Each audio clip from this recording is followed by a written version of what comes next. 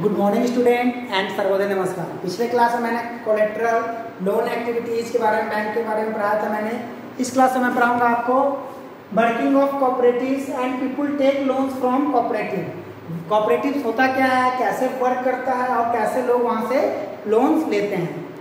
तो बैंक से लोन लेते हैं, उसके साथ साथ बैंक तो रूरल एरिया में पहले था नहीं, अब तो मेनी टाइप्स के बहुत सारे कोऑपरेटिव बैंक्स ओपन हो गए रूरल एरिया में।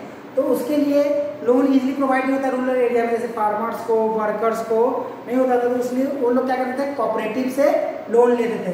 तो कोऑपरेटिव भी बहुत लो इंटरेस्ट पे लोन अपने मेंबर्स को देती थी। तो कोऑपरेटिव होता क्या, व्हाट इज कोऑपरेटिव? तो कोऑपरेटिव एक तरह का ऑर्गेनाइजेशन है जो कुछ लोग मिल के एक कोऑपरेटिव को बनाते हैं और वो अपने सेविंग को एज ए कोलेट्रल यूज करके बैंक से लोन लेते हैं। तो कोऑपरेटिव किसी अर्निंग के लिए वर्क नहीं करता, वो पैसा कमाने के लिए वर्क नहीं करता, वो अपने ऑर्गेनाइजेशन के डेवलपमेंट के लिए वर्क करता है। यानी कि उसके जो मेंबर है उसके रिक्वायरमेंट को पूरा करना, उसके डेवलपमेंट को पूरा करने के लिए वो वर्क करता है। तो कोऑपरेटिव आपका मेनली स्टार्ट हुआ था 1904 में, यानी कि 1904 में कोऑपरेटिव एक्ट यानी कि स्टैब्लिशमेंट विद इंडिया में।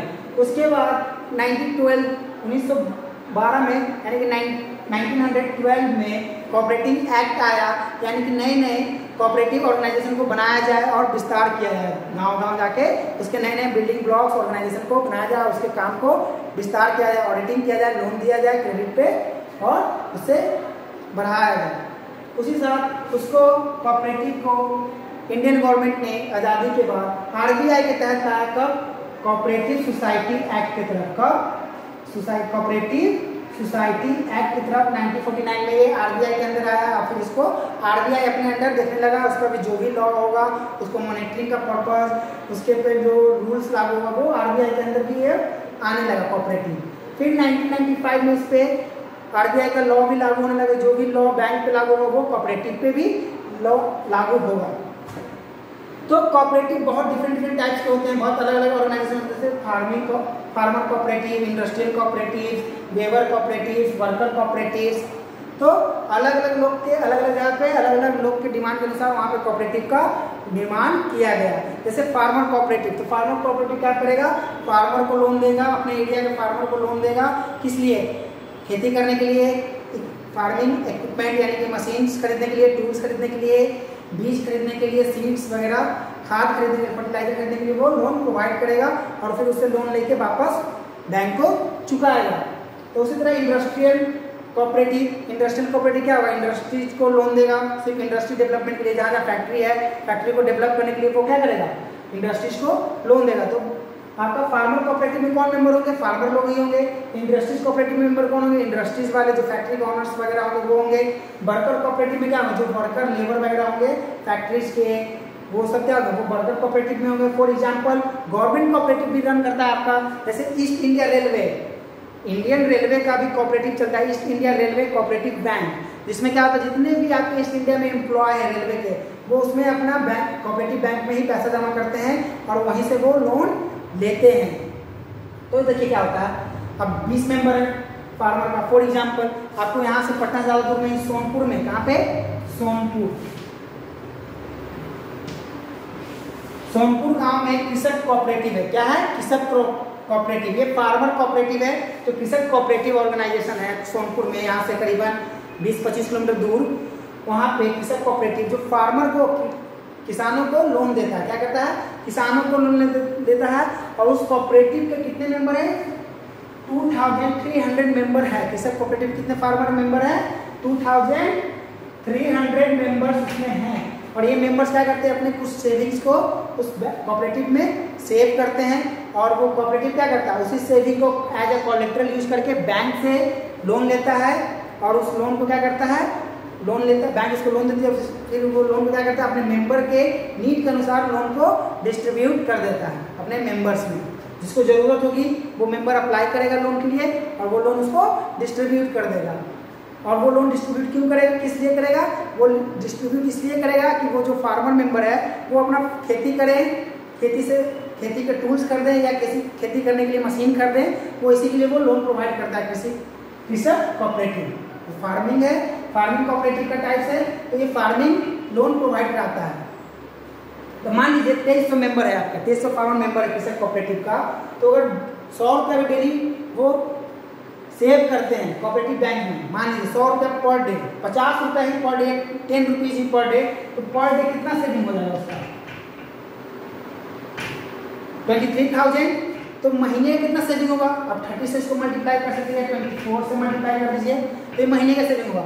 और वो सेविंग को क्या करेगा, वो बैंक को एज ए कोलेक्ट्रल देगा कि अगर लोन नहीं चुकाएंगे तो आप ये पैसा आप रख लीजिए, बट हमें उससे, अगर उसने कोलेक्ट्रल दिखाया कि मेरे पास 23 लाख रुपया आ गया कोलेक्ट्रल, और वो उससे कितना लेगा कि आप हमें 20 लाख रुपए लोन दीजिए, मेरे पास इतना कोलेक्ट्रल आपका लोन डूबेगा नहीं, और बैंक से वो लोन लेके क्या करेगा, जो जो मेंबर्स को रिक्वायर होगा लोन का, वो उस लोन को डिस्ट्रीब्यूट कर देगा और वो फिर वापस रिपे करेगा मेंबर लोग, तो कोऑपरेटिव फिर वापस बैंक को लोन चुका देगा और फिर नया फ्रेश लोन लेके फिर वो ऑर्गेनाइजेशन के डेवलपमेंट में, अपने मेंबर के डेवलपमेंट में खर्च करेगा और फिर वापस उससे इंटरेस्ट के साथ, कम इंटरेस्ट में जो बैंक प्रोवाइड कराती है उससे कम इंटरेस्ट में वो लेके उससे बैंक को रिपे कर देगा। इससे क्या होगा, उसमें क्या, इसमें ये फायदा है कि बैंक से लोन लेने में कुछ महंगा पड़ता है, थोड़ा सा कोऑपरेटिव उससे सस्ता देता है। क्यों, क्योंकि गवर्नमेंट ने कुछ रूल्स बनाया कि रूरल एरिया में फार्मर को, यानी कि फार्मर को देने के लिए, किसान को, तो उनको उन्होंने क्या बनाया, KCC, किसान क्रेडिट कार्ड।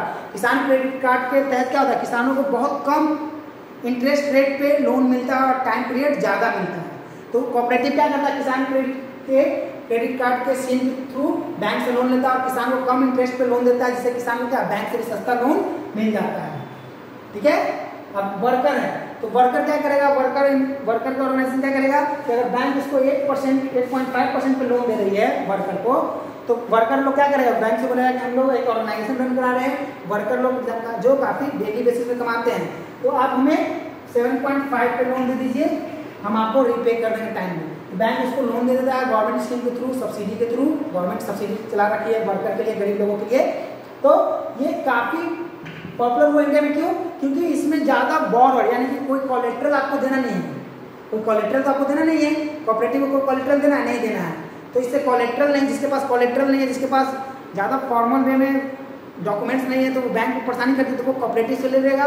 इससे क्या होगा कि अगर बॉर्डर नहीं है, रूरल एरिया में, गांव एरिया में जिसके पास जड़ जमीन कम है, तो उसको बैंक लोन नहीं देती है, तो वो कोऑपरेटिव से लोन लेके वो उसमें खेती करते हैं और अपने डेवलपमेंट को इस्टेब्लिश करते हैं। तो कोऑपरेटिव किस तरह के लोन देते हैं, farming loan, working loan, industrial loan और हाउसिंग लोन भी देते हैं। गाँव देहात में अगर झोपड़ी का घर है तो उसको बनाने के लिए भी लोन देते हैं, घर बनाइए आप और लोन को EMI में चुकाइए।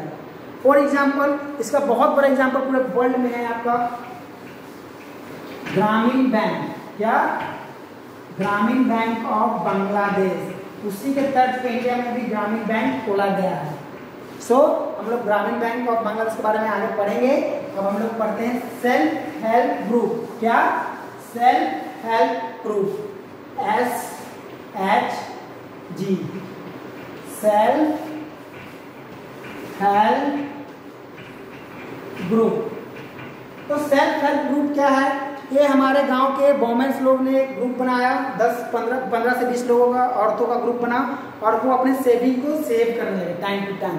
जैसे एक गांव में गए, विलेज में, रूरल एरिया में 15 से 20 वोमेन औरतों ने 25 रुपया से लेके 50 रुपया पर डे सेव किया उन्होंने अपने ग्रुप में ही, बैंक वगैरह में, अपने ग्रुप में ही।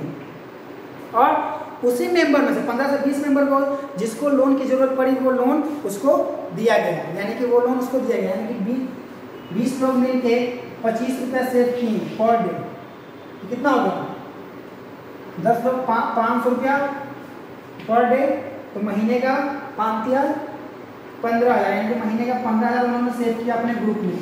और किसी एक ग्रुप को जरूरत पड़ गया, उसके घर में कोई रिक्वायरमेंट आ गई, तो वो क्या करेगा, वो उस ग्रुप से लोन लेगा और वो कम इंटरेस्ट में ग्रुप उसको लोन देगा। कि मनी लेंडर से कम इंटरेस्ट में, मनी लेंडर अगर 3% ले रहा है तो वो कितने में देगा, 1.5% में वो लोन उसको ग्रुप देगा।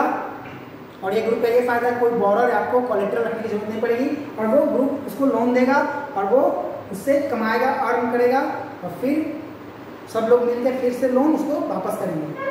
ठीक है। तो वो ग्रुप क्या किया, 15,000 मंथली उसको रिक्वायर जमा किया, महीना का 15,000 सब मिलके, 20 लोग, 20 औरत मिलके 15,000 जमा किया और एक औरत को जरूरत पड़ी, हमको 15,000 की रिक्वायरमेंट है, तो वो उसको लोन दे दिया ग्रुप। कम इंटरेस्ट में, मनी लेंडर से कम इंटरेस्ट में उसको लोन दे दिया। और वो औरत क्या करेगी, उसको हर महीने इंस्टॉलमेंट में उसको चुकाएगी और हर महीने जिसको जिसको जरूरत पड़ेगी उस ग्रुप के औरतों के, वो अपने हिसाब से लोन लेते रहेगी ग्रुप से और अपना काम भी करते रहेंगे, जिसके कारण क्या और काम करेगी और अपना EMI मंथली चुकाएगी। और उससे ये फायदा हुआ कि उनको बैंक से दौड़ना भी नहीं पड़ा, कागज की झंझट नहीं करना पड़ा और बॉर्डर कोलेट्रल भी नहीं रखना पड़ा। अगर उनके पास कोलेट्रल नहीं रखने के लिए कुछ है तो वो इजीली उससे इस सेल्फ हेल्प ग्रुप से लोन ले सकते हैं। तो ये सेल्फ हेल्प ग्रुप होते क्या है, 10 से 20 लोग औरतों का ग्रुप होता है और वो औरतें ज़्यादा दूर की नहीं होती है, वो अपने नेबरहुड आस पड़ोस के ही होती हैं और एक घर में वो मीटिंग करती है महीने में और महीने का वो डिपॉजिट बताती है कि हमारे ग्रुप में इतना डिपॉजिट हुआ, किसी को लोन रिक्वायरमेंट है हमारे ग्रुप में तो वो लोन ले सकता है इतने इंटरेस्ट में और इतना EMI उसको मंथली पे करना होगा। इससे ये फायदा हुआ कि गरीब औरतों को लोन मिला और वो अपना एक वर्क एक्टिविटी अपना एक अपने पे डिपेंडेंट वर्क कर सकती है और कमा सकती है। छोटा मोटा जैसे सिलाई मशीन खरीद के सिलाई करके कमा लिया, पैकिंग करके, पापड़ बना के, ये सब सेल्फ हेल्प ग्रुप क्या किया, लोन देके लोन ही दिया, गाय खरीद लिया, दूध डेयरी का दूध का बिजनेस कर लिया औरतों ने। तो ये सब क्या है, छोटे मोटे लोन आपको मिलते हैं औरतों को अपने आत्मनिर्भरता को बनाए रखने के लिए। ठीक है, तो जैसे जैसे लोन उठाते हैं, बेटी की शादी करना है तो वो लोन उठा के फिर कमा के उसको पे किया, फिर सिलाई मशीन सीखना है, सिलाई सीखना है तो वो सिलाई मशीन खरीदेंगे लोन उठा के, सेल्फ हेल्प ग्रुप से औरतें सिलाई सीखेगी, फिर उससे सिलाई करके कपड़ा करके EMI पे करके उससे वो अपना क्रेडिट बनाएगी और धीरे धीरे क्या करेगी, वो लोन उठाते जाएगी, अपना क्रेडिट बनाते जाएगी और लोन का अमाउंट इंक्रीज होते जाएगा। उसी तरह ये ग्रुप रन करते जाएगा, 1 साल 2 साल 3 साल जितना पुराना ग्रुप होते जाएगा और धीरे धीरे पुराना हो जाएगा, 2-3 साल पुराना हो जाता है ग्रुप, तो वो ग्रुप लोग कहाँ से वो एलिजिबल हो जाते हैं बैंक से लोन लेने के लिए। पहले उन्होंने रन कराया छोटे लेवल पे 10 से 20 औरतों का ग्रुप बना के 1-2 साल, फिर वो 10-20 औरतें का जो ग्रुप बना हुआ है, 20 औरतों का जो ग्रुप बना वो एलिजिबल हो जाएगा, 2-3 साल पुराना हो जाएगा आपका ग्रुप, तो आप बैंक से लोन ले सकते हैं। फिर वो बैंक जाएंगी और बैंक से लार्ज अमाउंट का लोन लेके अपने मेंबर में बांट देंगे लोन और फिर वो टाइम पे पेमेंट करके बैंक से फिर नया फ्रेश लोन ले सकती है। जैसे इसका सबसे बड़ा एग्जांपल आपके इंडिया में अमूल दूध क्या है, आपका सबसे बड़ा एग्जांपल इंडिया में अमूल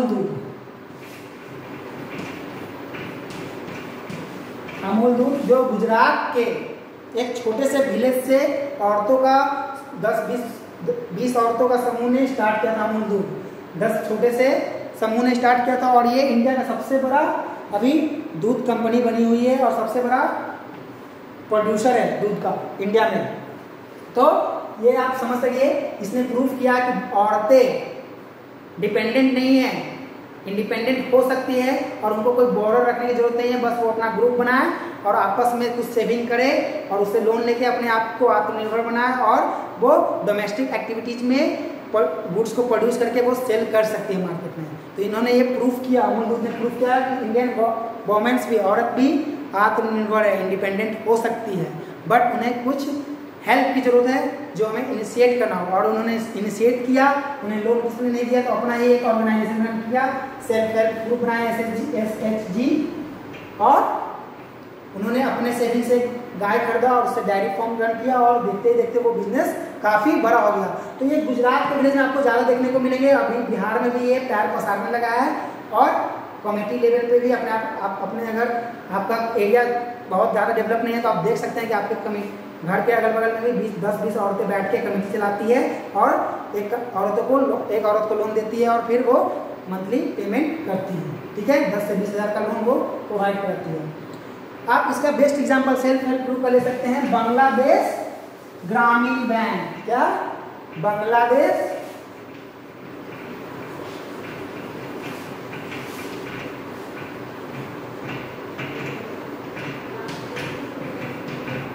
ये बहुत बड़ा एग्जांपल है आपका सेल्फ हेल्प ग्रुप का, बांग्लादेश ग्रामीण बैंक। इनके फाउंडर का नाम है प्रोफेसर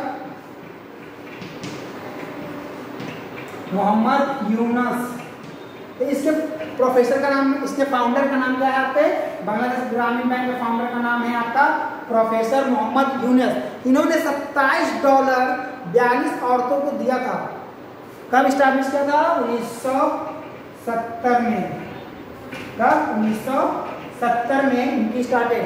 तो ये बहुत बड़ा सक्सेस का स्टोरी है, बांग्लादेश ग्रामीण बैंक बहुत बड़े सक्सेस का स्टोरी है आपके सेल्फ हेल्प ग्रुप का। इन्होंने 1970 में इसकी स्टैब्लिशमेंट की बांग्लादेश ग्रामीण बैंक का, और इन्होंने $27 से इन्वेस्ट किया था। कितना से? $27, अप्रॉक्स $27 को 42 औरत 42 वोमेन्स को दिया था, और उसी से वो स्टार्ट करते करते इतना बढ़ गए थे कि प्रेजेंटली इनके पास 6 मिलियन बोरर हैं, यानी कि 6 मिलियन लोन लेने वाले वोमेन इनके साथ जुड़ गए हैं, जो कि आपके 40,000 बांग्लादेश गांव के अक्रॉस में है नाउ। उन्होंने 42 वोमेन्स को लोन दिया था, स्टाब्लिश $27 को डिस्ट्रीब्यूट किया था 42 वोमेन्स में, औरतों में, और प्रेजेंटली इनके साथ जुड़े हुए हैं ऑलमोस्ट 60 मिलियन औरत इनके साथ जुड़े हुए हैं, लोन ले रखे हैं, जो कि बांग्लादेश के 40,000 गांव को रिप्रेजेंट करते हैं। जो 6 मिलियन औरतें हैं बांग्लादेश के 40,000 गांव के रिप्रेजेंट करते हैं, वहाँ से आते हैं। अभी प्रेजेंटली इनके साथ जुड़े हुए हैं, और इनका बहुत बड़ा सक्सेस स्टोरी है, और जिनके कारण मोहम्मद यूनिस को 2006 में नोबेल प्राइज भी दिया गया था। पूरे वर्ल्ड में ये बहुत फेमस है, बांग्लादेश ग्रामीण बैंक सेल्फ हेल्प ग्रुप में, और इनके लिए 2006 में इनको नोबेल प्राइज भी दिया गया था मोहम्मद यूनिस को। सोचिए $27 से स्टार्ट किया था, और कितने वोमेन उनके साथ थे स्टार्टिंग में? 42, और प्रेजेंटली अभी कितने हैं? 6 मिलियन। तो ऑलमोस्ट जो वोमेन इनके साथ जुड़े हैं, लोन दिया है इन्होंने, वो ऑलमोस्ट आपके पुअर सेक्शन ऑफ गांव से ही है, पुअर फैमिली से बिलोंग करते हैं, और काफ़ी पिछड़े वोमेन को इन्होंने लोन दिया, अभी भी देते हैं 90%। 10% इधर उधर हो सकता है, but 90% he poor section women को और गांव के औरतों को ये लोन देते हैं। जिससे ये प्रूव हुआ कि वोमेन कभी भी डिपेंडेंट नहीं है। अगर उनको इनिशलाइज किया जाए, उन्हें आगे बढ़ाने की कोशिश किया जाए, पुश किया जाए, तो वो भी आत्मनिर्भर हो सकती है, इंडिपेंडेंट हो सकती है। और सेल्फ हेल्प ग्रुप सिर्फ औरतों को ही लोन देती है, और बॉय को, मीन को, मर्दाना को लोन नहीं देती, सिर्फ औरतों को। ठीक है, तो ये बहुत बिगेस्ट सक्सेस स्टोरी है कि पुअरेस्ट वोमेन को कैसे ऊपर बढ़ाया गया बांग्लादेश ग्रामीण बैंक के द्वारा। 1970 में इसका एस्टैब्लिशमेंट हुआ। इनके फाउंडर का नाम क्या है? प्रोफेसर मोहम्मद यूनुस। 2006 में इनको नोबेल प्राइज दिया गया, क्योंकि ये बहुत बड़ा सक्सेस स्टोरी हुआ पुअर वोमेन को आगे बढ़ाने के लिए। तो अभी अप्रॉक्स इनका कितना 6 मिलियन बोरर वोमेन्स है, जो कि 40,000 बांग्लादेश गांव से वो रिप्रेजेंट करते हैं। ऑलमोस्ट जितने भी वोमेन है 6 मिलियन में से सब पुअर सेक्शन से बिलोंग करते हैं। ठीक है, इसके बाद नेक्स्ट टॉपिक है आपका डेबिट ट्रैप। क्या है? डेबिट ट्रैप, यानी कि आपने डेबिट ट्रैप क्या होता है? आपने लोन लिया और किसी सर्कमस्टेंस के कारण आप लोन समय पे नहीं चुका पाए, तो आप क्या हो जाएंगे? लोन के ट्रैप में, जाल में फंस जाएंगे। ऐसा होता है बहुत सारे, और ऐसा हमारे हमारे देश में बस फार्मर के साथ होता है। बड़े बड़े इंडस्ट्रीज क्या करता है? लोन लेता है, अपने आप को दिवालिया घोषित करके हाथ खड़ा कर देता है सरकार के सामने कि हम पैसा अब नहीं चुका सकते, मेरे पास पैसा नहीं, और सरकार उनका कुछ नहीं कर पाती। बट हमारे देश में ये कोई इंसिडेंट है, दुर्भाग्यपूर्ण है कि हमारा देश कृषि का, फिर भी फार्मर लोग आत्महत्या करते हैं डेबिट ट्रैप के कारण, क्योंकि बहुत सारे नेचुरल डिजास्टर के कारण हमारे फार्मर के, किसान की खेती फसल नुकसान हो जाता है, और वो लोन नहीं चुका पाते हैं अगर लोन ले रखा है बैंक से तो। और लास्टली बैंक क्या करता है? उनको डेबिट ट्रैप में फंस के उनके ज़मीन को बेच देता है, नीलाम कर देता है, और अपने लोन चुका लेता है। तो जिसके कारण क्या होता है? फार्मर आत्महत्या करेगा तो नहीं करेगा ही करेगा। क्यों नहीं करेगा? क्योंकि उनके पास तो कुछ बचा ही नहीं, ज़मीन बचा खेती करने के लिए, वो तो बैंक नीलाम करके बेच दी। दूसरा कंडीशन हो सकता है कि अगर फार्मर लिया, बहुत बड़ा फार्मर, उन्होंने लोन लिया, किसी सर्कमस्टेंशन के अंदर उसका क्रॉप फेलियर हो गया और बैंक का लोन नहीं चुका पाया, तो कुछ पार्ट को बेच के बैंक का लोन चुका दे, अदरवाइज या किसी और से लोन लेके उस लोन को चुका है और फ्रेश लोन लेके फिर से वर्क करे, तो वो क्या हुआ? डेबिट ट्रैप के लोन के जाल में फंसता ही जाएगा। तो ये हमारा दुर्भाग्यपूर्ण है। हमारा भारत कृषि प्रधान देश है, और यहाँ किसान को ही लोन पे बहुत ज़्यादा सब्सिडी नहीं देती, बस नेता लोग बोलते रहते हैं कि माफ़ कर दिया, माफ़ कर दिया। रियलिटी ऐसा होता नहीं है बच्चों।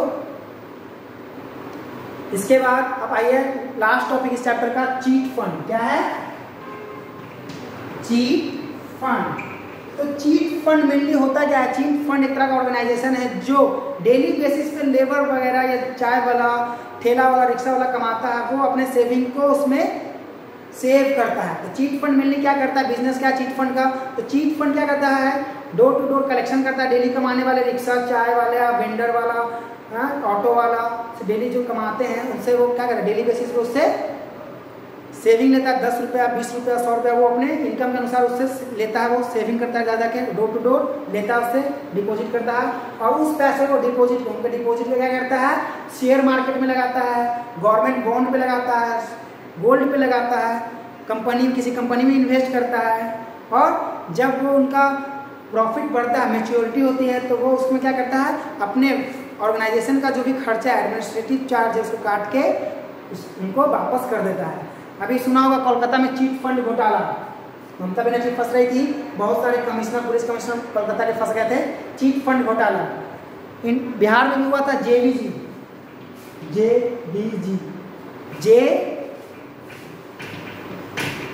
Chit fund. ये रामविलास पासवान का चीट फंड था और करीबन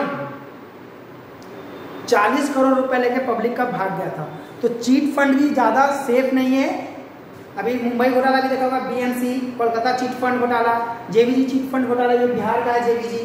तो ये सब चीट फंड भी ज़्यादा सेफ नहीं है, इसलिए बैंक और या कोऑपरेटिव ही सेफ है। तो बैंक कोऑपरेटिव पे चलिए या सेल्फ हेल्प ग्रुप के अकॉर्डिंग आप अपने पैसे को सेव कर सकते हैं। प्राइवेट सेक्टर में ज़्यादा मत जाइए, चिट फंड वगैरह में आप मेहनत करके डेली बेसिस पे कमाइएगा। वो शेयर मार्केट में आपका पैसा लगाया, कल शेयर डाउन हो गया कंपनी का तो आपका पैसा तो भागेगा ही, चिट फंड लेके तो भागेगा ही। जब शेयर मार्केट ही डाउन हो गया या बॉन्ड पे उसने लगाया, गवर्नमेंट बॉन्ड पे, बॉन्ड का सोना पे लगाया, सोना का भाव गिर गया तो पैसा तो आपका डूब गया, मैच्योरिटी पे मिलेगा नहीं, तो भागेगा ही चिट फंड वाला ऑफिस बंद करके।